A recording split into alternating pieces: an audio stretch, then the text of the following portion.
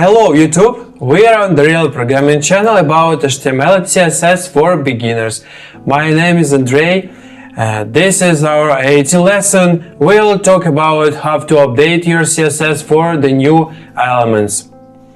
Let's go! Let's update the CSS to reflect our new elements. Don't worry, we've already got all the basics correct in the CSS file. All we need to do is change the selector a bit. First, remove the hash.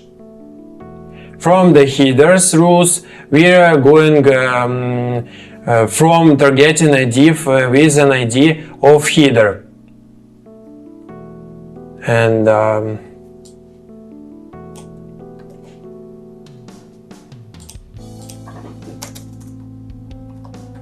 this is our code. Saving some trees, just imagine the rest of the CSS here. How we need to change this from targeting elements with an ID of sidebar to an aside element. Finally, we need to select the footer element. Test drive number 2, much better. Alright, that's all we need to do. Let's give it another try, and this time you should see the page is back to normal. In fact, it should look exactly like it did before we add the HTML5 markup. Brain power. What's the point of adding the new HTML5 markup if it has no visual effect on the page?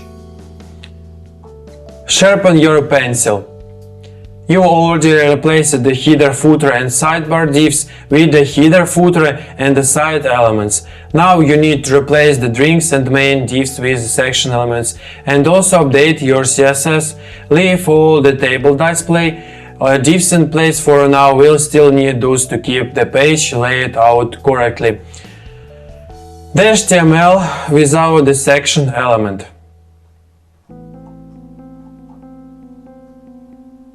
Table container, section. Go ahead and scratch out the HTML and the CSS below and write in what you need for adding the section comment. The CSS edit now for drinks and margin. Main, sorry. Brain power. Do you still need its for this section? If so, why? Sharpen your pencil solution. The HTML with the section.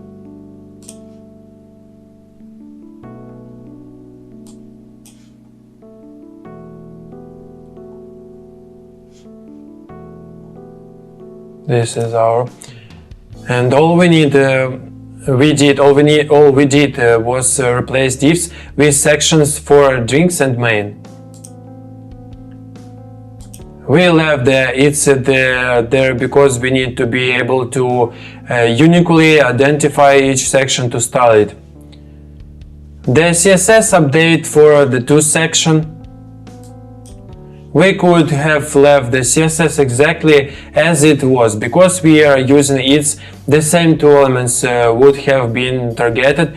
With existing rules, we went ahead and added the tag name in front of the ID selector just to make it clear we're using sections here. And here is the page. Looks exactly the same, but don't you feel better knowing you got new HTML5 elements in place? Hey, I'm starting a blog. Can we use any of these new HTML5 elements to build it? I want to make sure I'm using the latest and the greatest stuff. It's going to be super popular, just like our coffee.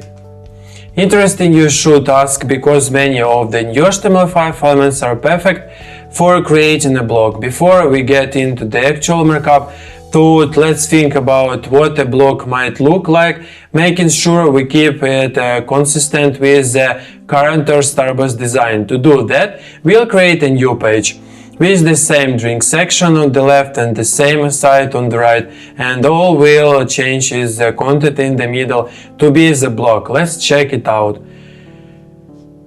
And here what the finished blog page will look like.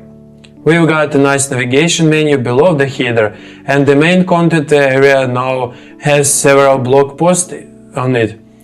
The rest of the page is the same. Exercise: your job is to choose the element you think will work the best for the new blog. Fill in the blanks in the diagram below to show which elements you would choose. Now, note that each blog post will have a heading and the list, one paragraph of text. Choose your elements from the list below.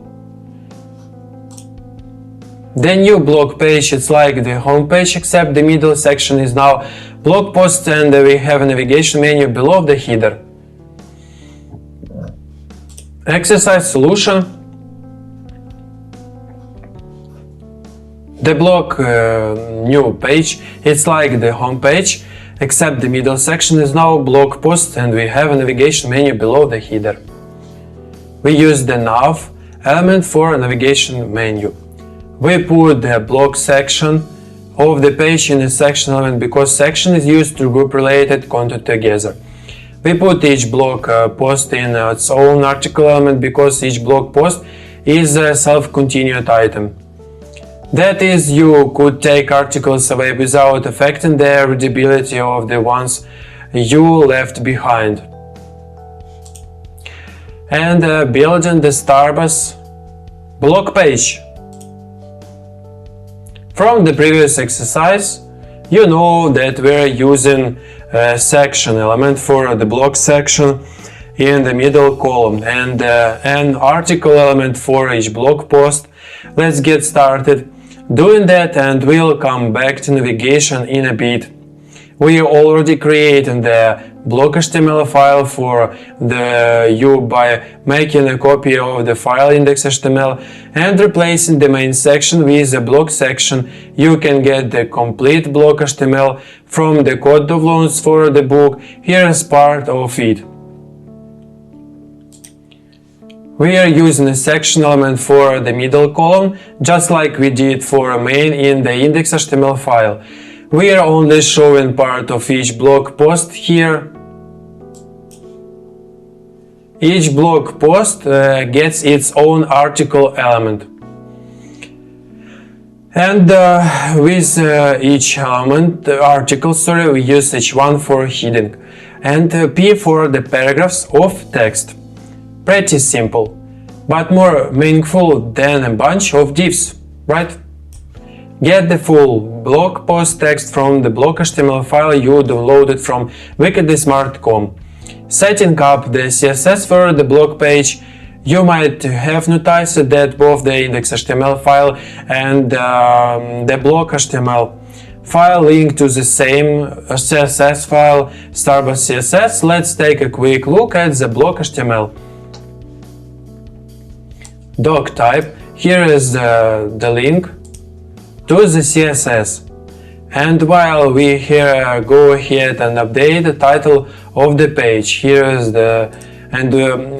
this is blog and this is CSS. Now we haven't yet added any CSS to target our new section with an ID of blog.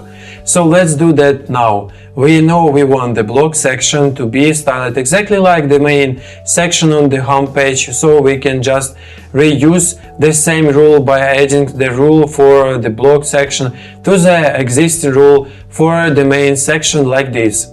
We can use the same rule for above section elements by using the two selectors separated by a comma.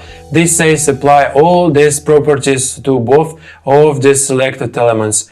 Even though the two elements, the main section and the blog section, are now on two different pages, this will work because both pages link to the same CSS file.